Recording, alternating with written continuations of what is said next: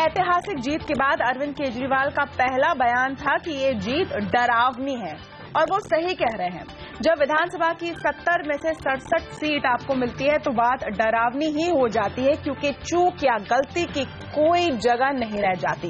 Voter ने अपनी सारी उम्मीदें, आस्थाएं आपकी झोली में डाल दी है और वोटर का सब्र भी कम हो गया है। इस घटते सब्र का खामियाजा बीजेपी को भी भुगतना पड़ा इस चुनाव में। लेकिन दिल्ली जैसे विधानसभा में बैठकर अरविंद केजरीवाल क्या अपने बड़े बड़े वादे पूरे कर पाएंगे, जब इसके लिए उनकी निर्भरता उसी मोदी सरकार पर होगी जिससे लड़कर वो चुनाव जीते हैं। क्या चुनौतियां हैं, इस पर हम आज चर्चा करें। खास कार्यक्रम में हमारे साथ जुड़े हैं वरिष्ठ पत्रकार शेखर गुप्ता, अमर उजाला ग्रुप के एग्जीक्यूटिव एडिटर एम के वेणु और वरिष्ठ पत्रकार रामकृपाल सिंह, साथ में ही किरण मजूमदार शो से भी हम बात कर रहे हैं इस टॉपिक पर। किरण जी, सबसे पहले आपसे मैं पूछना चाहूंगी, दिल्ली में जो आम आदमी पार्टी की जीत हुई और भारी बहुमत के साथ जीत हुई है, इसको आप कैसे देखते हैं और क्या पार्टी अपने वादे पूरे कर सकेगी? कितनी बड़ी चुनौती है उनके लिए? देखिए, this stunning and spectacular victory for आम आदमी party is really about the frustration of the common man in Delhi about basically there quality of life. And I think this therefore means that the Aam Aadmi Party will have to look at how to lift people into a better quality of life. I think as Arvind Kejriwal himself said, you know, he needs to learn from his previous mistakes, and I think he has admitted that.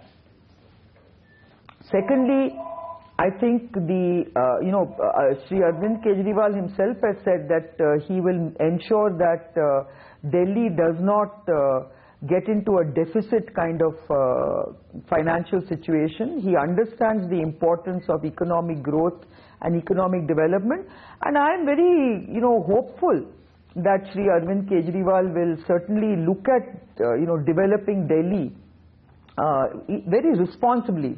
And I think that they have to focus on that because he's got 5 years to prove himself, and if he can do that very successfully in Delhi, and I have no doubt in terms of his focus on corruption, because eliminating corruption itself throws up a lot of resources, and if those resources are freed up and used properly, then I think he will do well.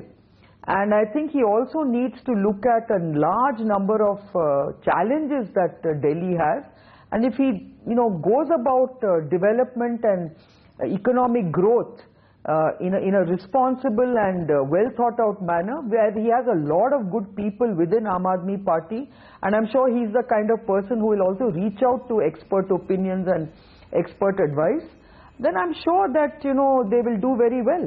Okay. And they can even then hope to spread their wings to other parts of the country. जी बिल्कुल किरण जी, बस एक बात इसमें, आपने कहा कि 5 साल है अरविंद केजरीवाल को अपने आपको प्रूफ करने के लिए, और टेक्निकली आप सही कह रही हैं 5 साल है, लेकिन क्या वाकई 5 साल है? क्योंकि जब वोटर 8-9 महीने रुकने को तैयार नहीं है, क्या वो 5 साल किसी भी पार्टी को देने वाला है? शेखर गुप्ता जी, आम आदमी पार्टी ने कहा है कि 20 नए कॉलेज बनाएंगे, 2 लाख पब्लिक टॉयलेट बनाएंगे, 47 फास्ट ट्रैक कोर्ट बनाएंगे, बस मार्शल रखेंगे, 5000 नई बसेस होंगी, 8 लाख नौकरियां, 30,000 अस्पताल के बेड और मुफ्त की वाईफाई। आप बताइए कि इस शानदार जीत के बाद कितनी बड़ी चुनौती बन गई है कि ये बड़े बड़े वादे असल में अरविंद केजरीवाल पूरा करे और जल्दी से पूरा करे। देखिए, ये जो दिल्ली का जो वर्डिक्ट है, इसकी क्वालिटी ऐसी है कि केंद्र के सामने अब कोई चॉइस नहीं रह गई है उस राज्य सरकार से सहयोग करने के अलावा, क्योंकि अगर लगेगा कि वो सहयोग नहीं कर रहे हैं तो लोगों में गुस्सा और रोष और बढ़ेगा। एट द सेम टाइम अगर आम आदमी पार्टी सोचे कि हम सिर्फ सेंटर का नाम लगा के और कोई भी वायदे पूरे नहीं करेंगे और निकल जाएंगे बाहर, वो भी नहीं होने वाला है। तो देखने की बात यह है कि अगले 3-4 हफ्ते में आम आदमी पार्टी की भाषा कैसे बदलती है, क्योंकि अब इलेक्शन हो गया। अब उनको उन्हीं वोटरों को जिनको फटाफट सब्ज-बाग दिखाए गए थे, उनको अब क्या कहना है कि इसमें समय लगेगा, इसमें ये करना है, इनको वो करना है। अगर वो जाके ये कहना शुरू कर देंगे हम कुछ कर ही नहीं सकते क्योंकि केंद्र सरकार कर रही है, हमको नहीं करने देती, तो मैं समझता हूं कि ये इस टाइप वोटर्स की लॉयल्टीज को ऐसी परमानेंट नहीं है। वो बोलेंगे ठीक है, फिर मोदी ठीक था कि जिस पार्टी की सरकार केंद्र में हो उसी पार्टी की सरकार राज्य में हो। एब्सोल्युटली, आप सही कह रहे हैं कि वोटर की लॉयल्टी ऐसी कोई परमानेंट रह नहीं गई है। एमके वेणु जी, इस कॉन्टेक्स्ट में आप कैसे देखते हैं? अरविंद केजरीवाल आप गए हैं वेंकैया नायडू से मिलने, राजनाथ सिंह से मिलने, उन्हें न्योता भी दिया हुआ है शपथ ग्रहण समारोह के लिए। ये रिलेशनशिप कैसे आगे बढ़ेगी? क्योंकि आज जो तस्वीरें हम देख रहे हैं सब हंसी खुशी से मिलकर बातें कर रहे हैं, लेकिन एक आईटी नोटिस भी मिल चुका है आम आदमी पार्टी को उस 2 करोड़ रुपए के चंदे को लेकर। देखिए, केजरीवाल जी ने इनके पहले जो मूव्स है वो अच्छे रहे हैं। अब वो मोदी जी को इनवाइट कर रहे हैं और आज वेंकैया नायडू से मिले हैं और वो अर्बन डेवलपमेंट मिनिस्टर, उनको आम आदमी पार्टी को जमीन चाहिए अपने कुछ और कार्यक्रमों के लिए, हॉस्पिटल, स्कूल वगैरह के लिए। तो वेंकैया नायडू ने ये कहा है कि our cooperation will depend on their operation. तो अब ये मतलब सिलसिला शुरू हुआ है और दिल्ली स्टेट को, क्योंकि दिल्ली में फुल स्टेटहुड नहीं है और मल्टीप्लिसिटी ऑफ अथॉरिटीज है, तो इसमें बिना सेंटर के कोऑपरेशन के काम होगा नहीं। तो इसमें बहुत जरूरी है कि राजनाथ सिंह, वेंकैया नायडू और पीएमओ से उनको कोऑपरेशन मिले। तो अभी सिलसिला शुरू हुआ है, आगे जाके देखते हैं क्या होता है। मुझे लगता है कि थोड़ी बहुत तो टेंशन होगी, ब्यूरोक्रेसी जरूर बीच में आएगी और सरकार, सेंटर बोलेगी भाई आपके ये प्रपोजल्स हैं तो हमारी ब्यूरोक्रेसी ये बोल रही है। तो इतने आसानी से काम नहीं होगा। अगर बीजेपी की सरकार होती तो पीएमओ से सीधे फोन जा सकता था किसी भी मिनिस्टर को, भाई ये क्लियर करो फाइल। अभी मेरे को नहीं लगता कि पीएमओ से सीधे ही फोन जाएगा कि ये फाइल क्लियर करो दिल्ली के लिए।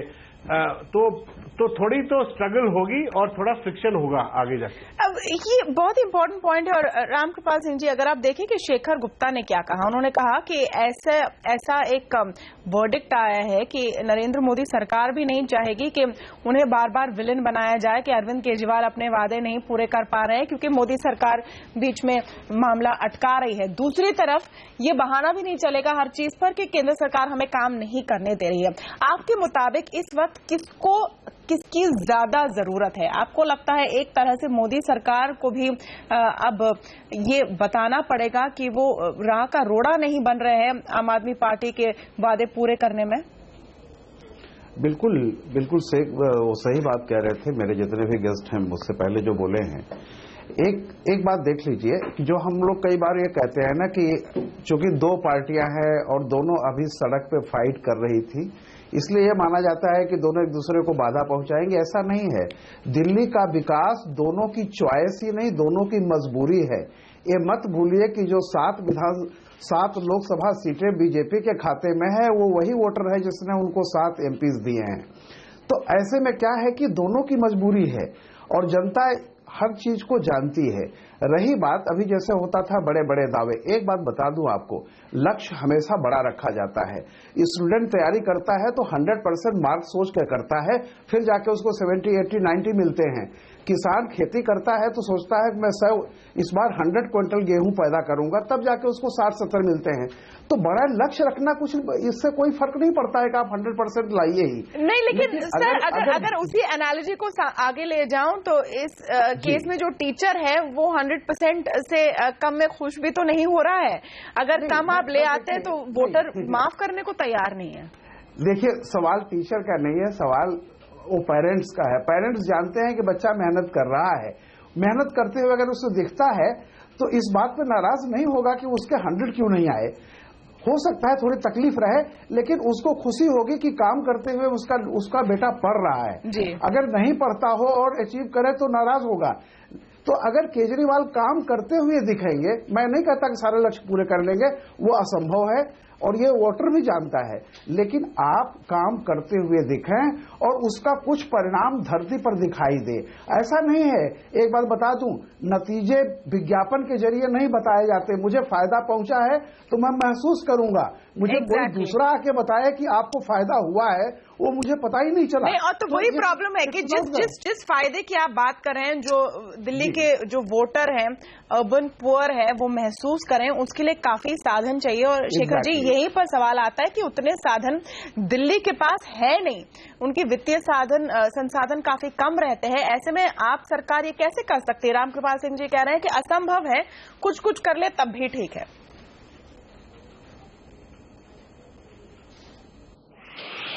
नहीं, देखिए, ये अभी ये चैलेंज है और देखना पड़ेगा कि वो कहां से फाइनेंस लाते हैं, क्योंकि उन्होंने कहा कि दिल्ली की हर बस के अंदर मैं एक सिक्योरिटी गार्ड रखूंगा। तो दिल्ली में पता नहीं कितनी हजार बसें हैं, अगर वो बसें दिन में 16 घंटे भी चल रही हैं और सिक्योरिटी गार्ड की ड्यूटी 8 घंटे की है, तो मेरे ख्याल दिल्ली में इतने सिक्योरिटी गार्ड चाहिए जितनी दिल्ली में इस टाइम पुलिस में नहीं है। तो ये सब चुनाव की एक्सेसेस हैं। अब देखते हैं उनको कैसे मॉडरेट करते हैं वो, और कैसे उन पर डिलीवरी करते हैं। उनके लिए बहुत बड़ी चुनौती है। बिल्कुल, चुनौती उनके लिए है, और ये बहुत ही इंटरेस्टिंग होगा देखना कि किस तरह की एक वर्किंग रिलेशनशिप बनती है अरविंद केजरीवाल और प्रधानमंत्री नरेंद्र मोदी के बीच। उस पर हम चर्चा जारी रखेंगे एक छोटे से ब्रेक के बाद।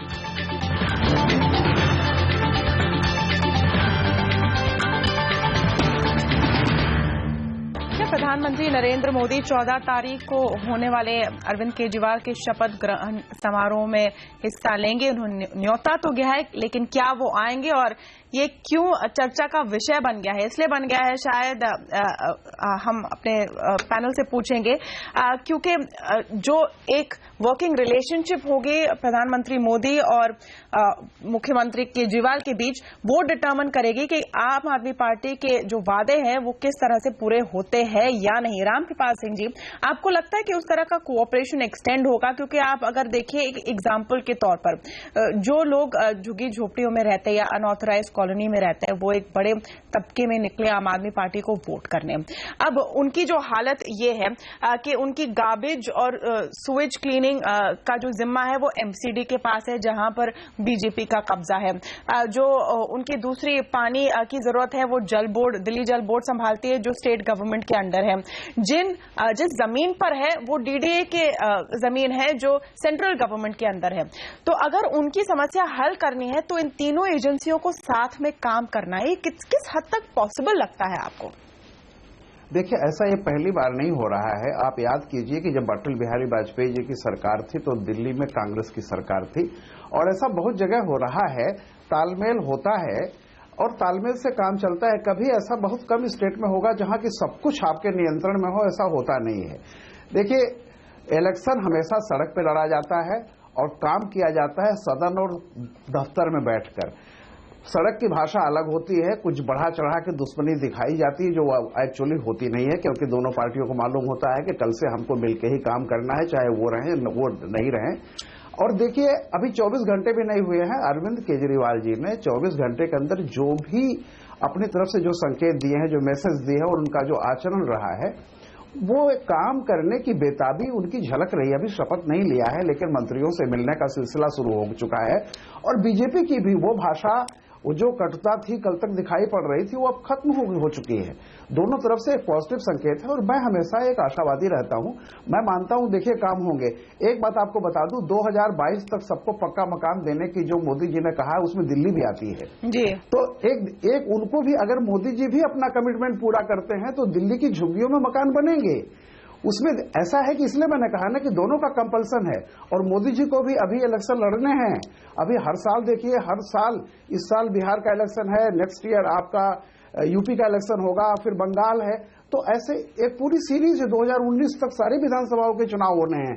तो ऐसे में अगर आपकी तरफ से कोई मैसेज जाएगा किसी भी स्टेट में, बीजेपी कभी भी और स्टेट में केजरीवाल बनाने की गलती नहीं करेगी। अपने प्रतिद्वंदी पर उतना ही हमला कीजिए, जनता को दिखाई न पड़े और वो बेचारा न बन जाए, क्योंकि जैसे ही वो बेचारा बनेगा आप समझिए। लेकिन ये तो आगे की रणनीति है। डर ये शायद होगा कि आम आदमी पार्टी ही अपने एक बार नींव मजबूत करके क्या दूसरे स्टेट में भी बीजेपी के लिए ऑपोजिशन बन सकती है, और ये बहुत ज्यादा फार फेच नहीं है। ऐसे में वेणु जी जो बात कर रहे हैं रामकृपाल सिंह जी, ये भी मानना पड़ेगा कि जो भी सफलता शीला दीक्षित को एज मुख्यमंत्री दिल्ली की मिली थी, उसमें इस बात की भी योगदान थी कि तब यूपीए सरकार थी केंद्र में, शीला दीक्षित का खुद तालमेल अच्छा था यूपीए के पावर सेंटर्स के साथ, और इसलिए काफी सारा काम दिल्ली में होता रहा। ये भी एक बड़ा फैक्टर रहा है। ये क्या कहना ठीक होगा कि ये जो फैक्टर है, कॉम्प्लीमेंट्री जो फैक्टर है, वो इस सरकार के लिए गायब रहेगी?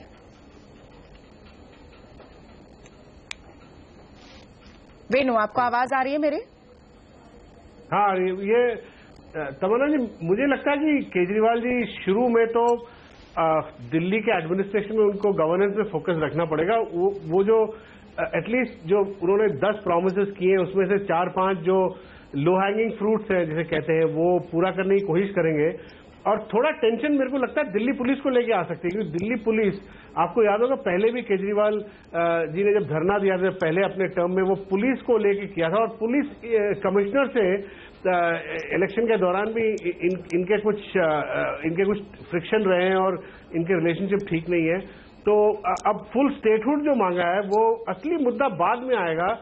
केजरीवाल जी जरूर मोदी जी को ये कहेंगे कि आप जो पब्लिकली जो कहते हो कि फेडरलिज्म पे पूरा विश्वास रखते हो और सारे चीफ मिनिस्टर्स को एम्पावर करना चाहते हो, तो तब केजरीवाल जरूर मोदी जी को बोलेंगे फुल स्टेटहुड पे आप ध्यान दीजिए और हमें दीजिए फुल स्टेटहुड।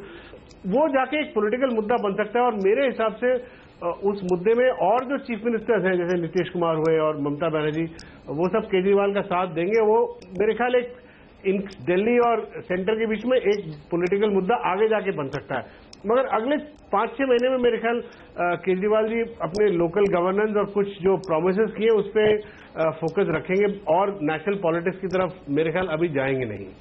बिल्कुल। लेकिन एक जो बहुत ही वैलिड पॉइंट आपने उठाया रामकृपाल सिंह जी, पिछली बार जो 49 दिन की सरकार थी, उसमें दिल्ली पुलिस से लड़ाई, ब्यूरोक्रेसी से लड़ाई, बार बार हर चीज पर धरने पर बैठना, आपको लगता है कि बहुत ही केयरफुल रहना पड़ेगा केजरीवाल और उनकी जो सरकार बनेगी उनको, कि वो मिस्टेक्स और वो छवि रिपीट ना करें, क्योंकि जो ट्रिगर पॉइंट्स तब रहे थे वो अब भी रहेंगे।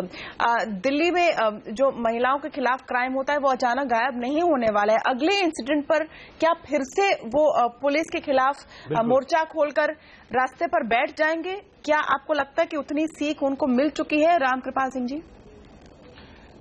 नहीं, मुझे लगता है कि देखिए 49 दिनों में जैसा मैंने कहा कि बहुत कुछ उन्होंने सीख लिया है, और जो उन्होंने जनता से माफी मांगी थी वो सिर्फ इस्तीफे के लिए नहीं माफी मांगी थी, उसमें एक कहीं अंतर्निहित था कि जो जल्दबाजी की है, और वो इस्तीफा भी बहुत सारे घटनाओं का एक तरह से उसका नतीजा था।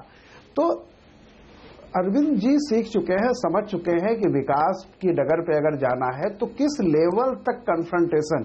देखिए, कुछ चीजें ऐसी होती हैं जो सिर्फ मुखौटा होता है, जैसे कि पूर्ण राज्य का दर्जा।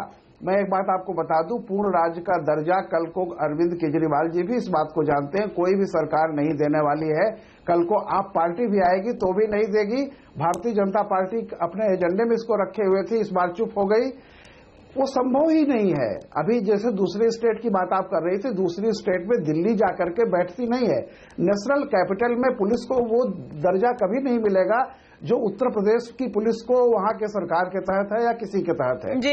ये सब जानते हैं, लेकिन कुछ ऐसे सवाल होते हैं जिनको आप बरकरार रखेंगे, उस पर नॉकिंग करेंगे, लेकिन वो धरने प्रदर्शन तक नहीं जाएगा, इस बात का मुझे भरोसा है। तो इस बार थोड़ा बिहेवियर ज्यादा मैच्योर होगा, शायद मैच्योरिटी दिखेगी। बस बहुत ही क्विकली आप दोनों से मैं पूछना चाहूंगी, वेणु पहले आपसे, आपको लगता है कि प्रधानमंत्री मोदी शपथ ग्रहण समारोह में जाएंगे? मेरे ख्याल जाएंगे, क्योंकि मोदी इस वक्त एक प्राइम मिनिस्टर, एक स्टेट्समैन वाला अपना एक छवि बनाना चाहते हैं, और जेनरॉसिटी दिखाना चाहेंगे। अगर नहीं गए तो ये बड़ा केजरीवाल का बड़ा बहुत ही अच्छा एक मूव है। रामकृपाल सिंह जी, आपको लगता है जाएंगे? बिल्कुल जाएंगे और इस बात को रियलाइज करेंगे कि जो बीजेपी ने गलतियां की थी वो दोबारा नहीं करेंगे। मैं किरण से भी इस पर मैं पूछना चाहती हूं, और इस संदर्भ में किरण जी, आपकी जीत से क्या आपको लगता है मोदी सरकार के काम करने के तरीके पर भी कोई फर्क पड़ेगा? क्योंकि आप देखिए कि अगर इन दोनों को कॉम्प्लीमेंट्री काम करना है, लेकिन मोदी जी को इस हार से कुछ सीखना भी है, आपको लगता है वो आम आदमी वाला एलिमेंट अपने जो गवर्नेंस के तरीके में उसमें भी लाने की कोशिश करेंगे? देखिए, I think expectations of people, whether it is Aam Aadmi Party, whether it is BJP, or whether it is even Congress in Karnataka, I think it is about walking the talk. If you cannot walk the talk, then people are going to give you a thumbs down. But if you walk the talk, then I think people will give you a thumbs up. तो यही है कि I think we are definitely hoping that the Modi government will walk the talk, and I think this budget is also going to be one of the important symbols of basically allowing us to feel confident that yes, the Modi government is walking the talk, and I am very hopeful that this budget will be the first trigger of walking the talk. Walking the talk को आप कैसे देखते हैं शेखर? क्या इन नतीजों के बाद BJP अपनी इकोनॉमिक पॉलिसी में कोई बदलाव करेगी, और क्या ये बदलाव बजट में दिखेगा?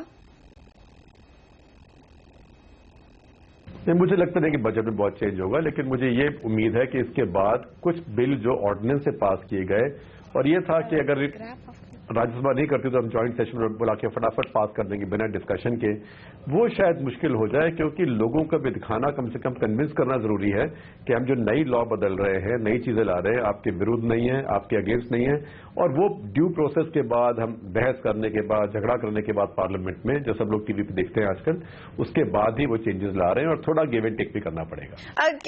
वेणु, आपकी क्या राय है इस पर? क्या आम आदमी पार्टी इफेक्ट उस लिहाज से बजट पर दिख सकता है? देखिए, थोड़ा बहुत फर्क पड़ सकता है, क्योंकि मोदी जी अभी तक ये बीजेपी ने जो स्टेटमेंट जो मोदी जी का आपने देखा है, कभी अभी अमित शाह ने आपके सीएनबीसी आवाज के फंक्शन में एक हफ्ते पहले पूरे बिजनेस कम्युनिटी को बोला कि हम एक वेलफेयर स्टेट बनाना चाहते हैं। तो मोदी जी ये भी बोलते हैं कि वेलफेयर स्टेट बनाना चाहते हैं, दूसरी तरफ ये भी बोलते हैं कि हमें ग्रोथ और बड़े बिजनेसेस को भी पुश करना है, इन्वेस्टमेंट को भी पुश करना है, और कई बार ये दोनों ऑब्जेक्टिव्स कई बार क्लैश कर सकती हैं इस स्टेज ऑफ डेवलपमेंट में। इसको कैसे मैनेज करते हैं ये देखना पड़ेगा। और लेकिन पहले दिन से मोदी सरकार ने ये भी कहा है कि वेलफेयर स्टेट और डेवलपमेंट को साथ साथ ले जाना इम्पॉसिबल नहीं है, और ये जरूरी नहीं है कि one has to be done at the cost of the other. तो चलिए, ये एक अगला बड़ा चैलेंज होगा। बहुत बहुत शुक्रिया आप सबका हमारे साथ आज की इस चर्चा में शामिल होने के लिए। नमस्कार।